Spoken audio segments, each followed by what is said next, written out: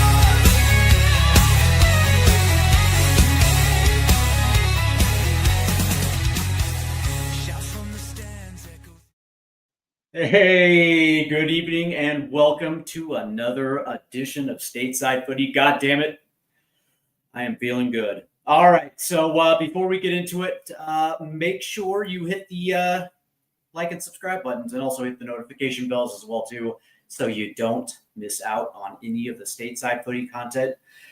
All right, guys, let's get after it because I don't know, man, I've been wanting to have this conversation for quite some time because during the last window, man, there was something that, I don't know, man, it kind of rubbed me a little bit the wrong way. I think with the hype of the window, everything that Pochettino was saying when it came to press conferences and the rotation, all the good stuff that I think fans wanted. A part of me was wondering what the Federation's part is, what their part in all this is.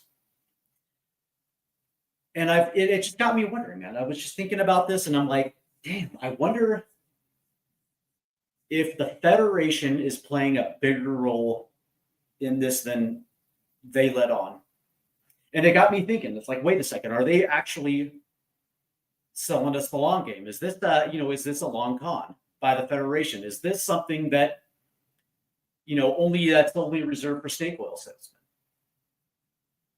And it like seriously, because it's like, okay, so all right, so this isn't a common bowl event. This isn't a CONCACAF event. This isn't Nations League or Gold Cup. These are U.S. Soccer Federation sanctioned friendlies. Huh.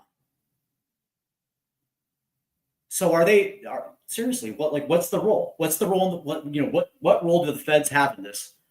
Obviously, that's the thing. It just got me thinking. I went down this rabbit hole about ticket pricing, whether or not the Fed is actually kind of selling us a long con here,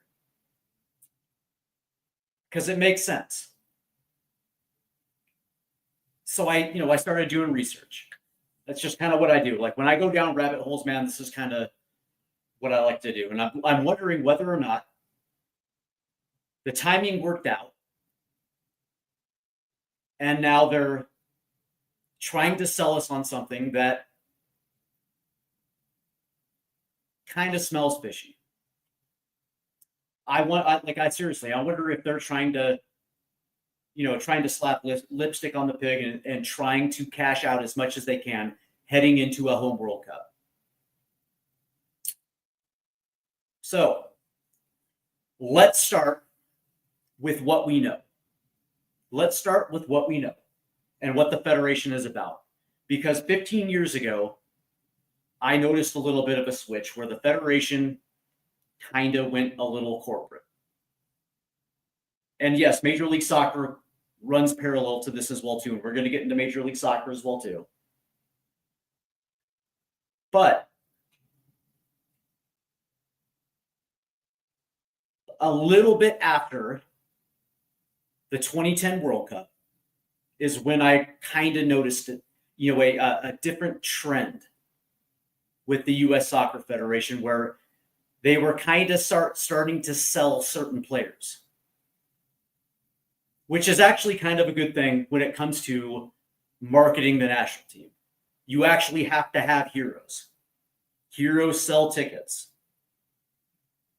And that's when I started noticing this, right? Right around 2011, 2012, heading into that, it was that cycle for the 2014 World Cup where we started getting, I guess you can say, exclusive, candid interviews with certain players.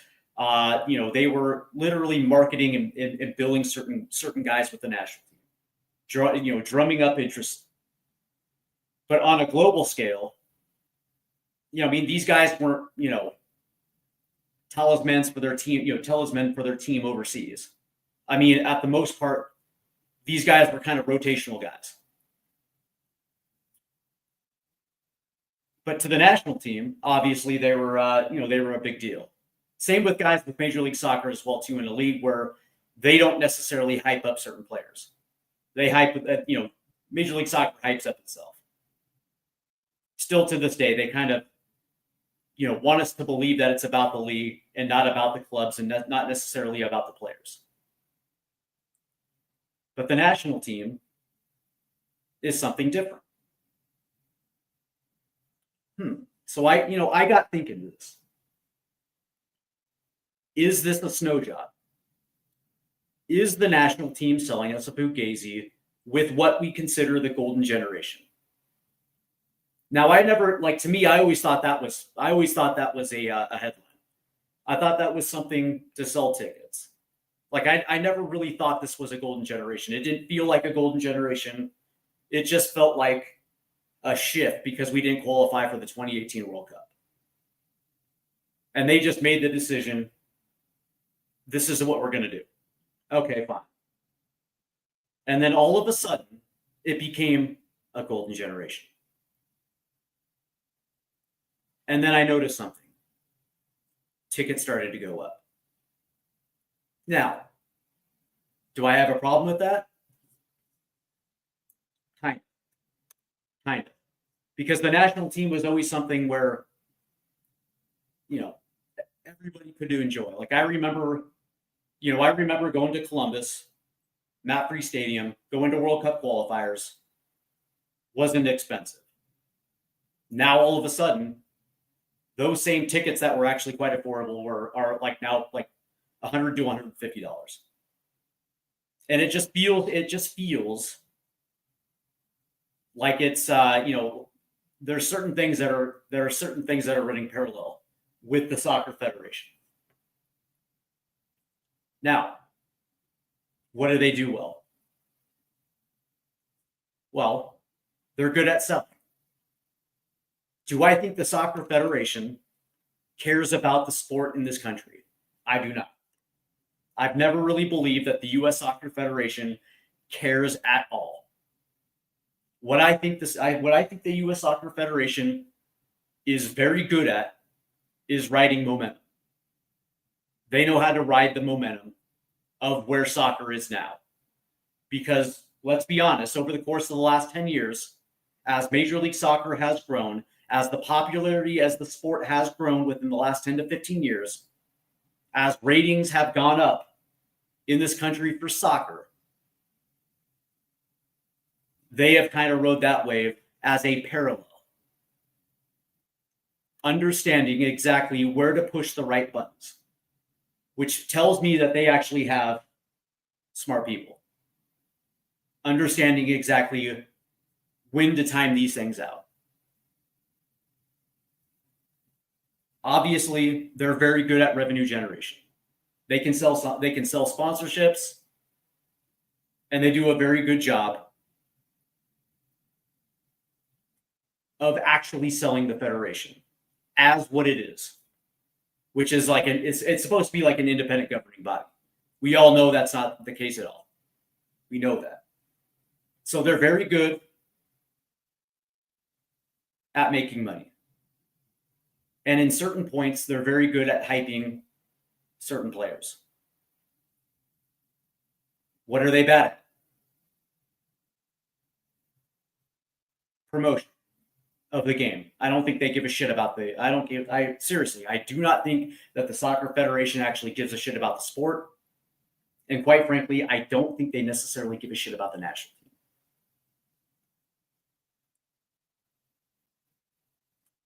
The two go hand in hand.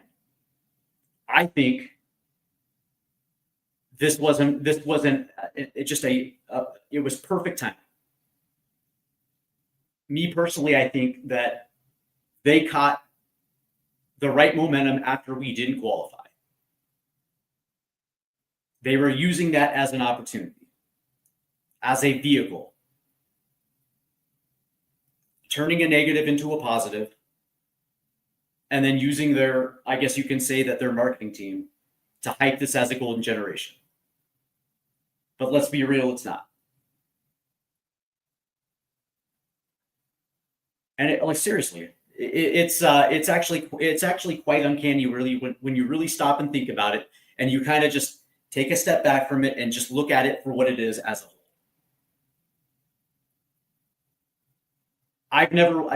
I never once for 1 minute really bought into the golden generation,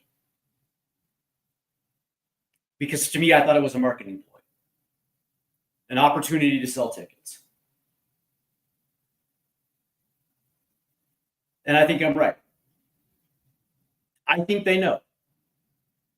I think they know that our player pool is shit. I think they know that their top flight is not good. And we know that.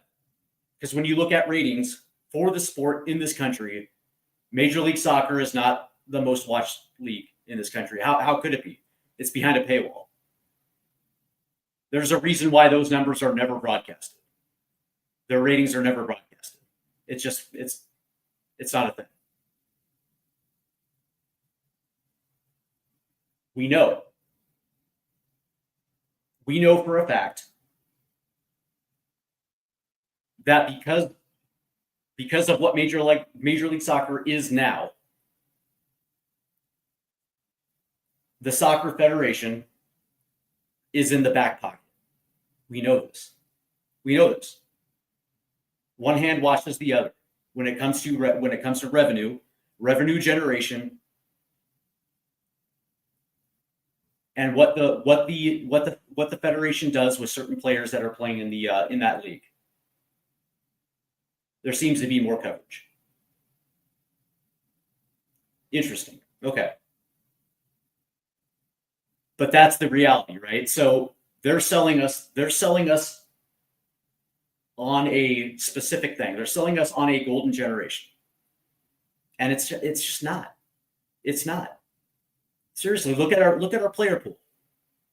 It's not good. Yes, we have certain players that are playing for big teams.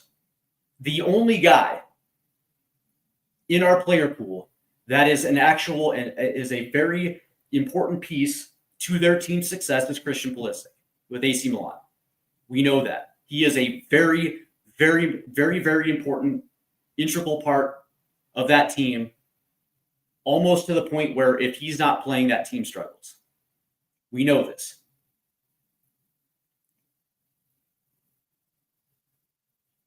But outside, but here's the thing, right? Because it's free publicity.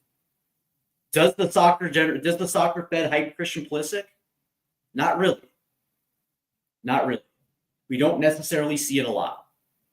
We see Christian Roldan. We see Tim Ream.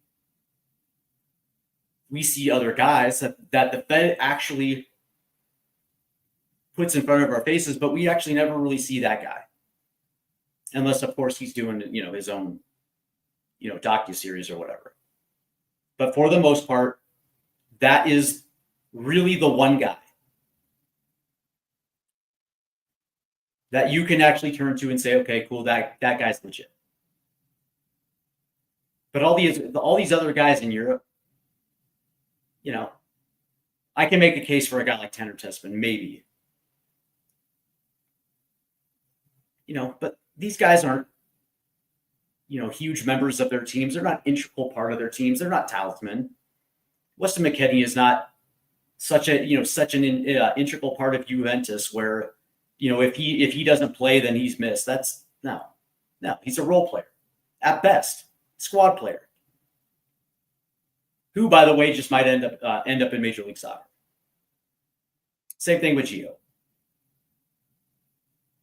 Like the guys who are actually solid, that are solid starting 11 guys, like Tyler Adams and Chris Richards. Yeah, probably those guys are going to stay in Europe for a couple more years. Solid pieces to a starting 11, backbone pieces. But Balogun, not yet. Pepe, not yet. We don't really have wing depth. If Malik Tillman goes down, is Leverkusen, gonna, fall off a cliff? Probably not. Probably not.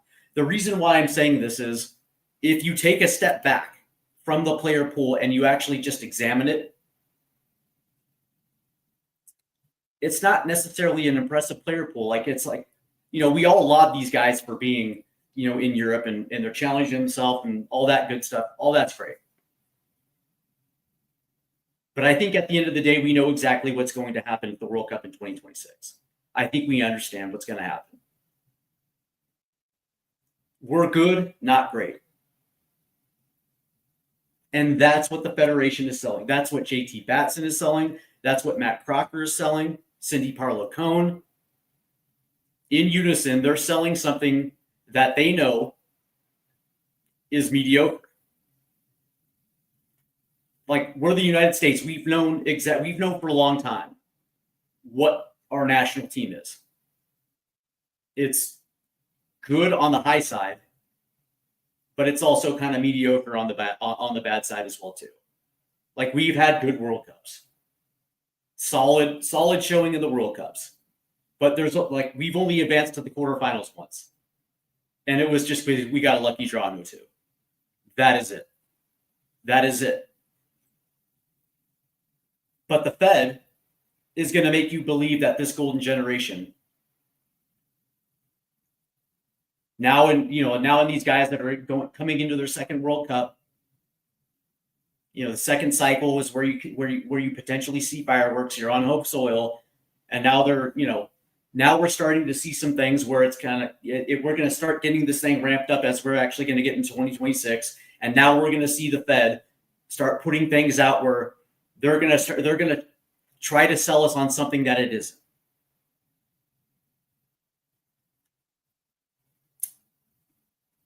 Like, I remember 2014, leading into the 2014 World Cup, and we saw certain messaging from the Fed. How that was, potentially at the time one of the most talented rosters that we had in national team history. We saw it in the lead up of the 2022 World Cup. Certain messaging where, they're trying to pat themselves on the back. It happens every World Cup cycle as we get close, because they're trying to sell something. And that's why I asked the question. Is the Federation selling us a load of bullshit? Is what we're seeing right now a Fugaze? Is it a mirage? Because when I look at the national team, I see, a group of players that's actually imperfect in the pieces and what Pochettino's trying to build.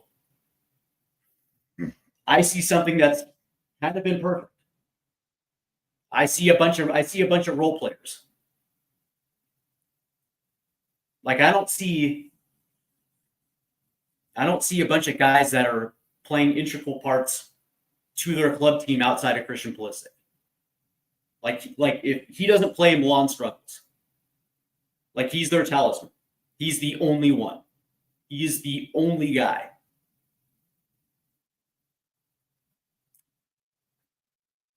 Ballo, Like if Balo doesn't play, Monaco's okay.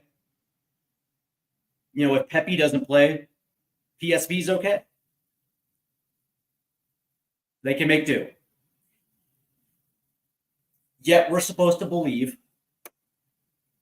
that, you know, these guys are the second coming. I don't know, man. I don't know, man. Like, I don't appreciate having my intelligence insulted. I really don't. Like, I can see it for what it is. It is a marketing ploy for us to buy jerseys, tickets, you know, for us to drop, you know, hundreds of dollars just to come watch them play. I mean, essentially, we've been priced out of the market, right? Like U.S. men's national team tickets used to be very affordable, less than 10 years ago. Like you could actually take your family to a World Cup qualifier and not have any problems. Like I was looking at tickets this last time around. I was potentially going to go to that Ecuador match, and I was looking at tickets, and I'm like, yeah, whatever, dude. I'm not paying that. Not for a mediocre product. Like I've seen it. I seriously. Like I know what I'm watching. I know exactly what I'm watching. I'm not watching anything spectacular. And I don't like having some entity tell me what I'm watching. I think that's bullshit. I think it's 100% bullshit. So when I look at the US Soccer Federation and I see it for what it is, like they're not a governing body anymore because they don't give a shit. That's not what they're there for. They're not there to regulate soccer in the United States anymore. They are there to work hand in hand with Major League Soccer and to pimp the national team for as much money as they can make, whether that's sponsorship revenue or whether that's through you guys and me. That's what the Fed is there for. And so they're going to sell it, man. They're going to sell this shit hard and try to make everybody, you know, try to make everyone believe that what they're watching is like the best that we've ever had. And it's not, dude. Like I can tell you cycles that were far better and far more talented than this one. Like I don't think that this quote unquote golden generation is like the best that we've ever had. Not even by a mile. Like maybe it's third best, but it certainly isn't the best that we've ever had. And you know, like it's certainly not to the level of what the Federation is saying. Not even fucking close. The best built roster in terms of talent with the right mix of you know, veteran leadership and the best mix of young players and players that were in their prime, which was like 2002. You know, that roster was sexy. Let me pull that up real quick.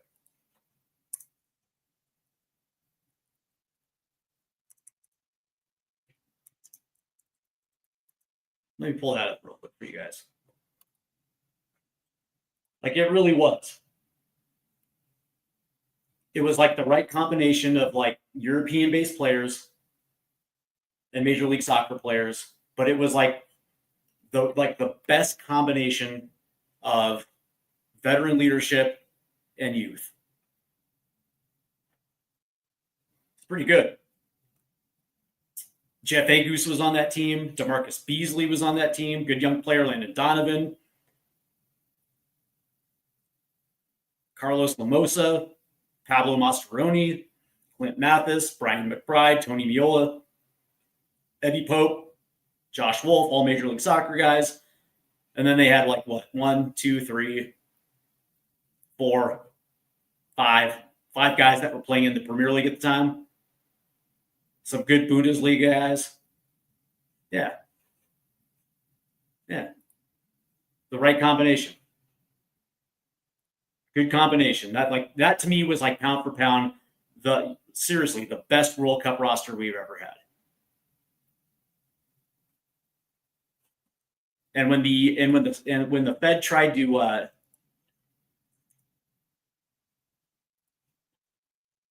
and when the Fed tried to you know, hype it, getting ready for the World Cup, they did a pretty good job with it. I think the second best one was 2014. Like when I think about it, it was pretty good. Very good, very good youth, very good, balance with the veteran leadership. Nick Raimondo, Chris Wondolowski, Jermaine Jones, Tim Howard, Brad Guzan, Timmy Chandler, Michael Bradley. Yeah. Yeah, like this roster, I don't know, man. Like this roster isn't this pool right now, isn't filled with guys that are, you know, these guys aren't, I don't like. I wonder if these guys are even ready. But I know for a fact what I'm watching is not, it's not the best. And I wonder, like whether or not they're going to be ready for this upcoming World Cup. I really do wonder that. Like I wonder if these guys understand the responsibility of what's on their shoulders. Because I'm being told, and I see it on Twitter and I see it on certain social media, that this is going to be like game changing for the sport in this country. Like I have no doubt they're going to sell tickets. Oh, for sure. Oh, for sure. Like American sports fans will pay the $1,500 to go watch a group stage game between fucking, you name it, Australia versus, the fair, whoever, you get what I'm saying. They'll pay it. Shit, I'm gonna pay tickets, for the U.S. men's national team when they're playing in Seattle. I'll pay the freight to watch my national team in my hometown. Yeah, I think I might do that in the World Cup. But I don't like.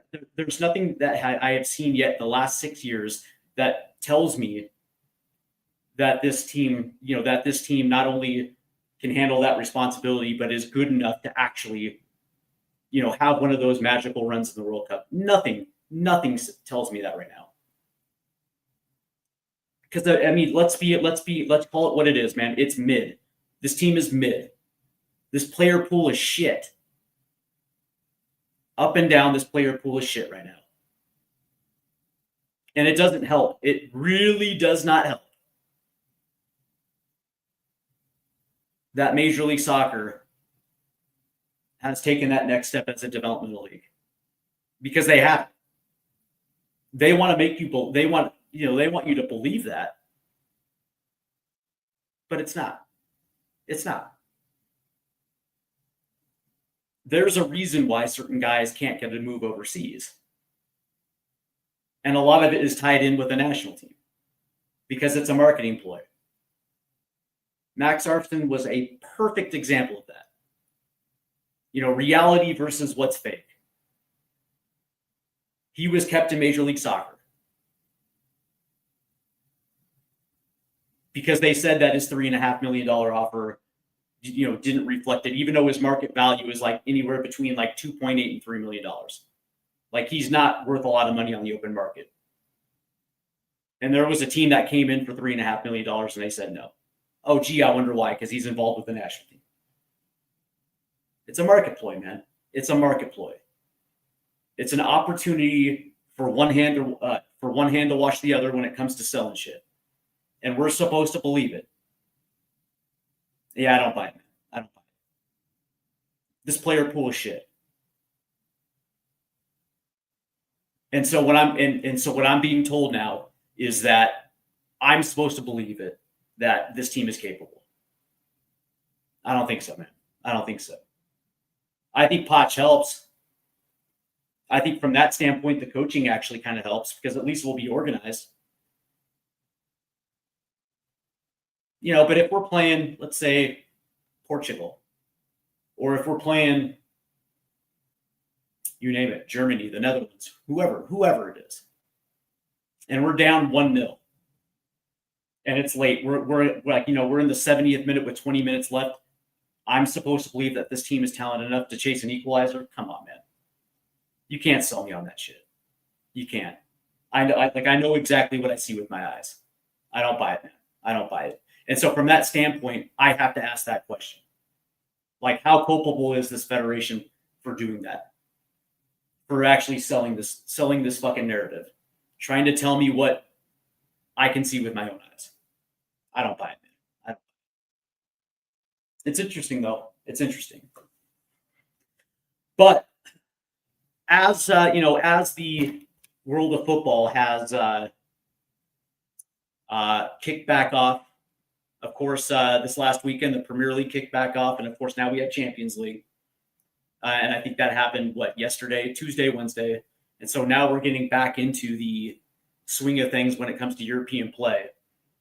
We're about 3.5 weeks away from the November window, where we're going to get Paraguay and Uruguay.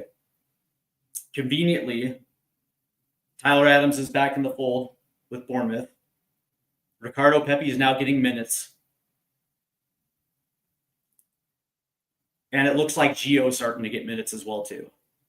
If there's any indication, that actually might bear some fruit. So it could look like November, where we're going to see the same cast of characters, plus a couple new names that potentially we hadn't seen, or maybe we didn't see that one coming,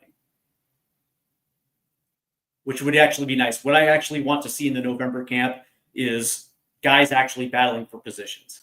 I want to see our top 3 strikers battle that shit out in front of these. I want to see what that competition looks like in real time. I want to see Pepi, battle Balogun. I want to see Haji Wright, battle Pepi. I want to see our inside forwards. I want to see what that looks like. I want to see the cohesiveness of this national team with guys that we're going to be expecting in the 2026 World Cup. I think that is going to give us the best indication of where this team is at, literally less than 10 months away. That's gonna tell us everything, right?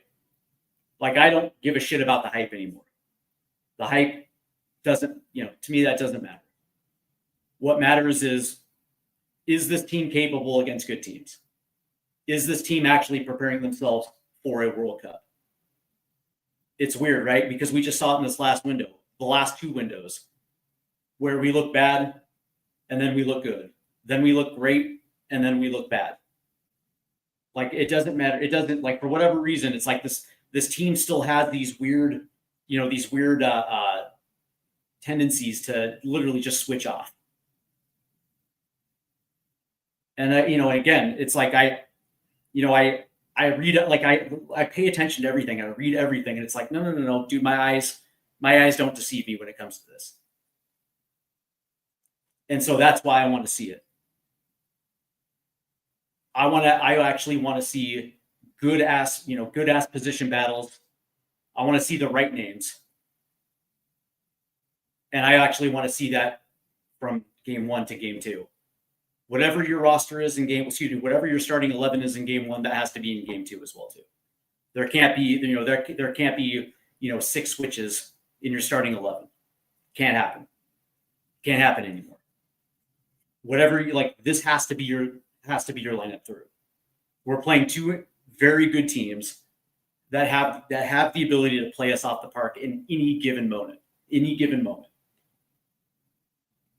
This window coming up will let us know everything we need to know about 2026. Without a doubt. It's going to let us know whether we can compete. It'll let us know whether or not it's a fraud, whether we're pretenders. If we execute the way that I think we can execute, maybe it's going to be a good window. But that being said, I want to see these players do it, because we've been told that this is a golden generation, that this team stacks up just like some of the better windows we've seen in the past, some of the better cycles of the past, if not the best. Yeah, I want to see it. I want to see if it actually passes the smell test. because as of right now, it smells like shit.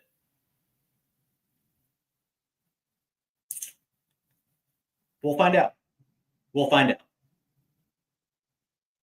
But something tells me that we're going to have, a similar type of window where we're going to get off to a good start. There's going to be a lot of hype. We're going to see between games. We're going to see a lot of videos from U.S. Soccer. We're going to see interviews. They'll probably push Christian Roldan, out there front and center. We'll get Pochettino out there, saying all the right things. And then that second game, there'll be a letdown. That's my, I hate to say it, but I don't think we're that good enough a team where we can actually sustain, unless it's CONCACAF. We're good for CONCACAF. But outside of that, man, it's like extended World Cup. I don't think it really does it for me. I think we're still going to be where we're always at when it comes to the World Cup. We might put ourselves in a good position if the draw's good. Maybe in that, that first knockout, maybe, we'll get somebody that, on paper we're better, we'll get better and then maybe we'll advance. But dude, we're not going to have, this fairy tale type of quarterfinal, semifinal run. We're just not good enough. We're not good enough in crunch time. If we're down a goal and we're chasing an equalizer, dude, we're not going to get that shit. We'll bow out, and then the narrative will be, well, it's still a good World Cup. We still did ourselves we still did ourselves justice.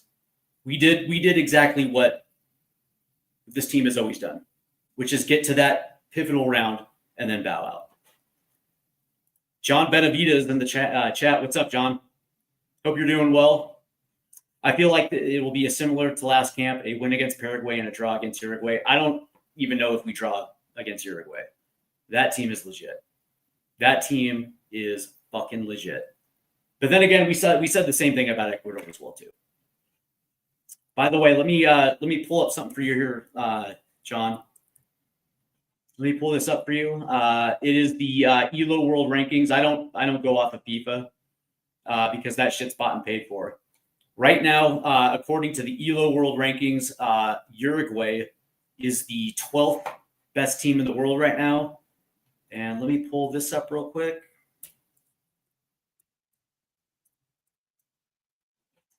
Let's pull this up. I want to know what they did in over the last year, just out of curiosity for you. It'll give you a really good indication. All right. As we look at the fixtures real quick, and I do apologize, I should have this up. All right, so Uruguay has won 4 of the last 5, 4 wins, 1 draw. Their last loss was to Paraguay, actually. And that was on May 6th of this year. They lost 2-0 to Paraguay, and then they lost again to Argentina. But overall, they've lost in the last year. They have 1, 2, 3, 4, 5 wins, 3 losses, and the rest are draws through Common Poll. Not bad. Pretty good team. So there you go. That's Uruguay. And of course, we all remember what Uruguay did to us in Copa America last year. Essentially played us off the park. Same crew that's going to be in the November camp. We looked the part in that loss to Uruguay. We really had no game plan. We had no answer. It was like throwing darts at a dartboard, hoping something would stick. And the only thing that I will say is that at least Pochettino has this team organized. That is the one benefit. So from that standpoint, yeah, maybe something could happen. But I'm not counting on it. Paraguay actually might be the team that, makes us look foolish. I'm not going to sit here and take that team for granted. That's a really good football team.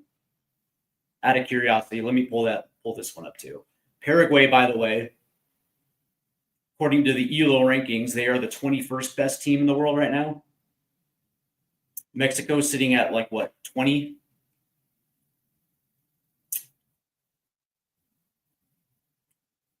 Canada's sitting at 28th, by the way. That's actually kind of funny. And the United States sits at number 41. That actually kind of feels legit.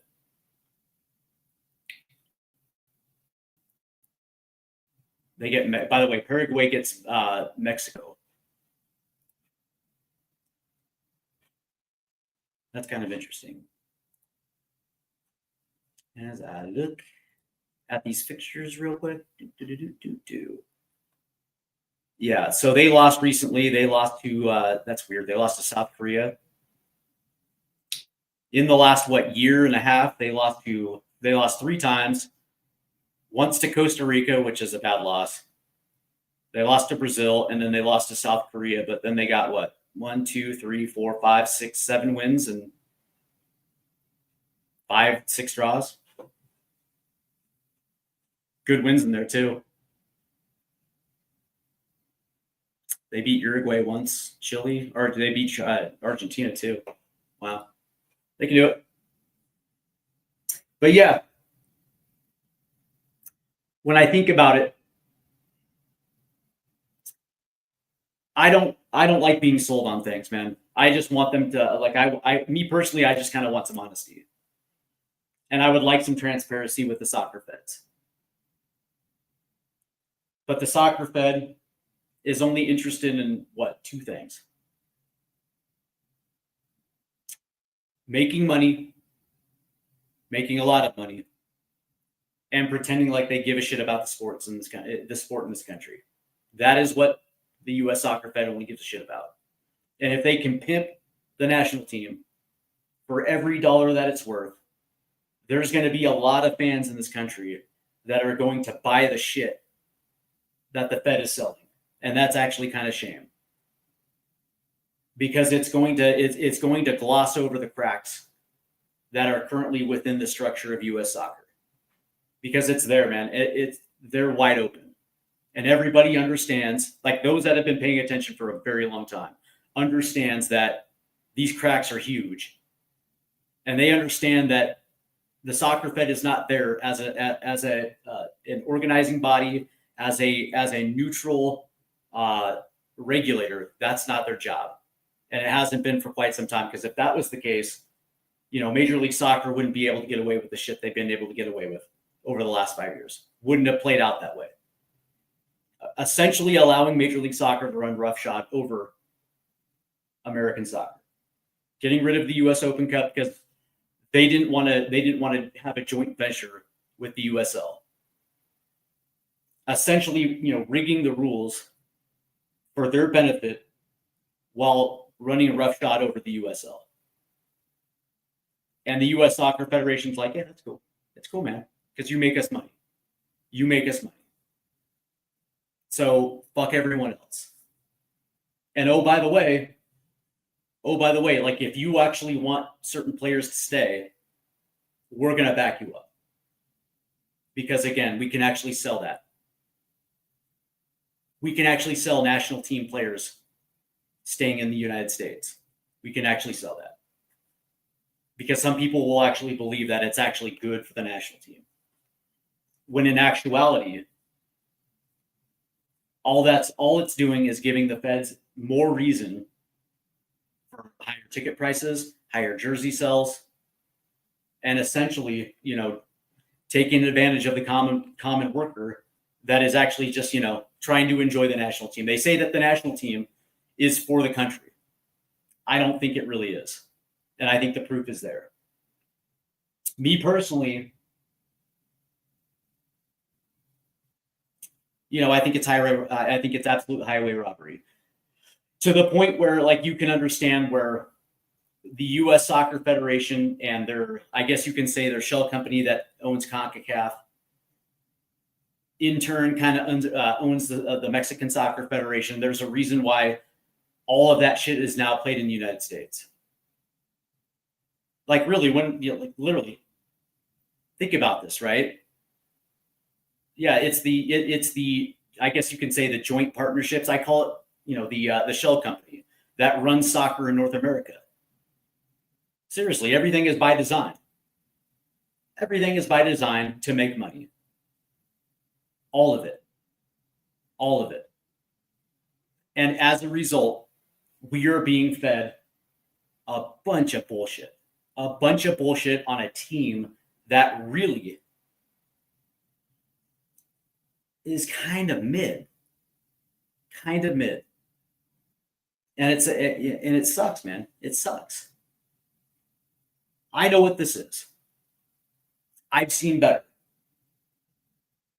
And I've also seen the U.S. Soccer Federation act far and away better. Now it's just like, it is what it is. I look at the Soccer Fed and I just see, a bunch of snake oil salesmen whose sole job is to make sure that the right wheels are greased, money rolls in, and every single time the national team is in camp, we're getting a sales pitch. That is it. And we're supposed to believe it. Hook, line, and sinker. We're supposed to believe that this team can compete with the best nations in the world. And it's like, come on, man. Come on. Enough of that bullshit. Enough. Like, if you're gonna play this game, at least be honest about what you're doing. You can't sit here and sell us on a product that we know is inferior. Like, we know Major League Soccer shit. Everything about Major League Soccer is for monetary gain. It is a bubble that is propped up. And it doesn't help the national team. It really doesn't. Because it's artificial. It's a bubble. It's like the real estate market. Dude, it's a Fugaze. But we're supposed to believe that this helps the national team, and it doesn't. Like, when was the last legit contributor to the national team from Major League Soccer? Like, really, when was who was the last legit, I guess you can say big time player or star that has contributed to the national team? Probably have to go back, 10 years ago? Unless you count Jesus Ferreira. Do you? Yeah, I don't either.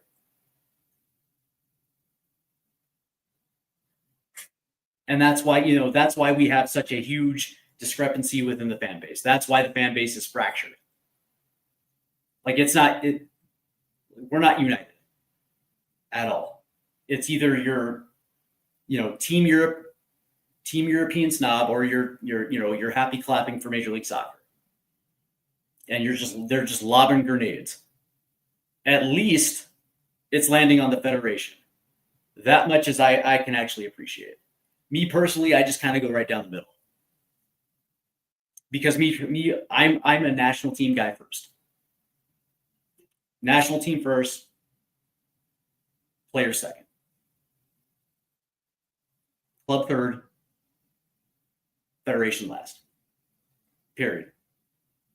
Right? But again, that's what we're talking about, man. Papering over the cracks.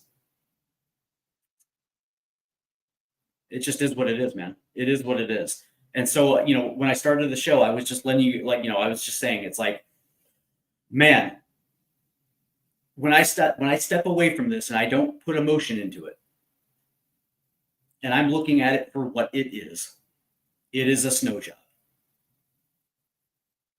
Because I don't believe this is a golden generation. I think what this is a very intricate sales ploy designed to get your money. Because if the Soccer Fed cared about the sport, they would be doing community outreach. They would, like, in the cities and they visit, the players would go into YMCAs and some of these type of things, getting their faces out in front of the kids, that actually matter. that actually want to continue to grow this game. They would actually have ticket prices that actually reflect that the national team is for the American people. They wouldn't be ticket gouging. They wouldn't be price gouging tickets.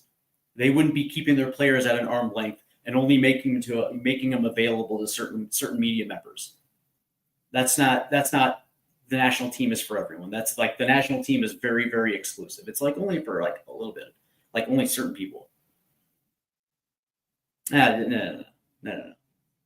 It's a con job, and it's a pretty good one too, because there's a lot of people that actually think that this might be the most talented national team we've. It's like, no, stop. No. That's not true. But it is what it is, man. So we're gonna see.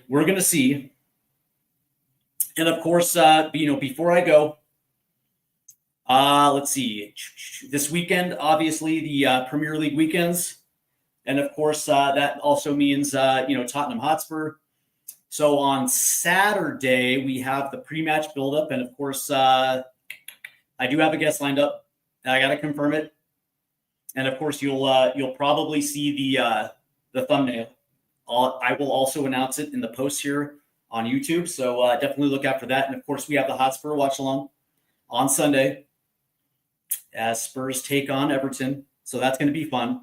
And then, of course, Monday, this upcoming week, we have the Yanks Abroad.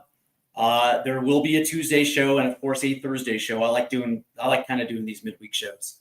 So we will definitely do that. We will be gearing up for the November window. We're going to be doing a show about, who should be in camp this upcoming November, because there is going to be some movement between now and then. And so there could be a potential for certain guys to come back into the national team fold, guys that I think potentially could earn their way back in. So that is probably going to be on Tuesday or Thursday. And of course, we are about to step into the Major League Soccer playoffs. And so we are also going to do MLS live streams as well, too. And let me just see something real quick. As we look at it right quick. So we have, so let's see what's going on here. So we have,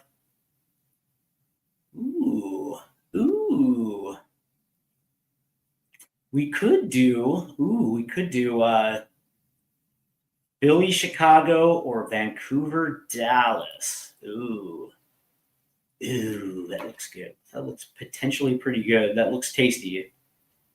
And of course, Seattle, Minnesota is always going to be on Monday. Fuck you guys, man. Fuck you guys. Well, I mean, there's some pretty good, tasty matchups. So we'll see. We'll see what's going on. Maybe, maybe we'll double dip on Sunday. We'll do the Hotspur watch along in the morning against Everton, and then we will do a playoff live stream Sunday night.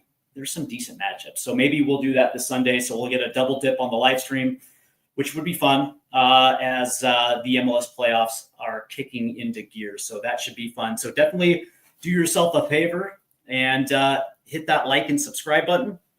Also, make sure you hit the notification bell so you don't miss out on any of the upcoming content, because it is going to be fun. Also, quick announcement: head on over to the good old X Machine, and you can find me right here at Stateside Footy, and then also on Instagram at Stateside Footy 76 and on TikTok. Earlier this week, I was on the Eyes and Vibes podcast with Trevor and his buddy Blake, as we discussed a lot of stuff with the U.S. men's national team. I, retweeted it for all those that were interested. It was a really good conversation, really fun conversation. So definitely head on over to X. Also, if you want to give me a follow there, you're more than welcome to do that. But it was a fun podcast, and I think you guys should check it out. So that's going to do it for me, guys.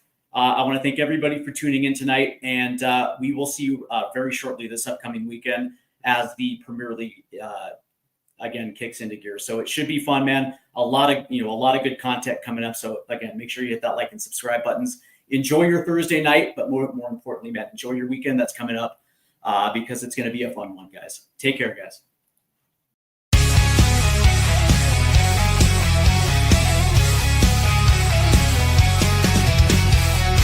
Rusted gold close under fading skies. Tattered flags waving dreams